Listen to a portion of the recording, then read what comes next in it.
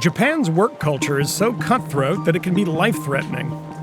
Death by overwork, or karoshi, has been a legally recognized cause of death in Japan since the 1980s, and it's on the rise. Now, the Japanese government is trying to convince companies to let their workers work less through a program they're calling Premium Fridays, which started last week. Dexter Thomas reports from Tokyo. Sunnyside Up is a Tokyo-based PR agency. It's one of a handful of companies embracing Premium Friday.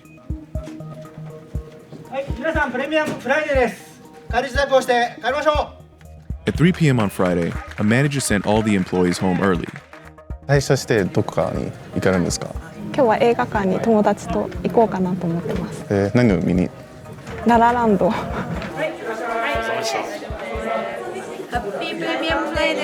They even got a gift envelope with $30. This was a carefully orchestrated event, and it felt a little like a marketing stunt. But in Japan, the concept of working too hard is no joke.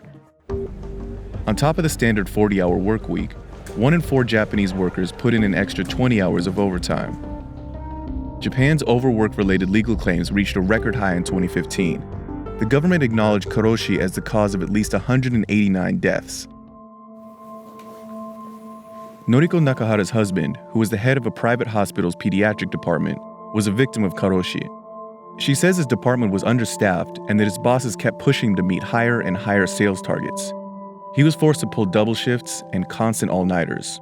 その時はどうして辞めないんですかとよく聞かれると思うんですけれども。私も辞めてほしいっていうことを言いました。でも彼は僕が辞めたら僕が頑張らないとこの地域の小児科が病院の小児科がなくなってしまうかもしれないって。で僕が辞めたら他の人にまた負担がかかる。In 1999, he jumped off the roof of the hospital and killed himself. Since her husband's death, Nakahara has become a core member of the National Karoshi Family Association.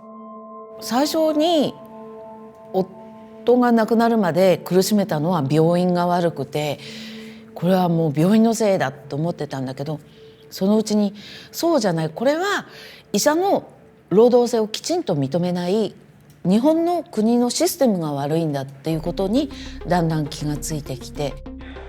The government has proposed new regulations, including limiting the amount of overtime to 100 hours a month. But anti-karoshi advocates say that's not good enough. Karoshi was thrust onto the international stage on Christmas Day of 2015, when an overworked and sleep-deprived junior employee named Matsuri Takahashi jumped off the railing of a company dormitory and killed herself. She was 24 years old. Her mother's now joined the movement against karoshi. 母である私は会社から娘を守ることができませんでした。それが日本の現実です。経済成長のためには国民の犠牲はやむを得ないのでしょうか。 Matsuri Takahashi worked at Dentsu, a major Japanese advertising firm. After her death, there was a massive public outcry against corporations that exploit their workers. Dentsu's CEO was eventually forced to step down. A few months after Takahashi's death, Japan's oldest business lobby, the Keidanren, started developing Premium Friday.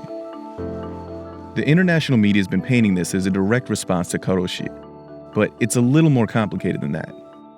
Naohiro Ueda is a part of the team that developed the Premium Friday initiative. 最初はブラックフライデーみたいなイベントがあっていいかなということでいろいろちょっと検討してたんですけども。あれでそのプレミアムフライデーはブラックフライデーから来たんですか？そうですね。ああいうやっぱり消費を押し上げるようなやっぱりイベント、ナショナルなイベントを作りたいと。The original idea was to give people time off work to spend more money. But recently, Prime Minister Abe has mentioned Premium Friday as part of his work-style reform campaign. しっかりと結果を生み出す働き方改革を皆さん共に進めていこうではありませんか。 The Ministry of Economy, Trade and Industry announced that there were at least 130 participating firms, including Mitsubishi, Suntory, and Sumitomo. But one independent survey found that only 2.5% of employees said their bosses were encouraging them to leave work early. So there's some concern that Premium Friday could be a flop. And for a lot of people who have heard of Premium Friday, leaving work early sounds like a pipe dream. プレミアムフライデーはどう思いますか？いい制度だと思います。休みがそうやって国から率先して取るっていう環境を与えてくれるのは非常にいいことだと思います。で自分が働いている会社では早く帰られたんですか？その日はですね、なんと徹夜しました。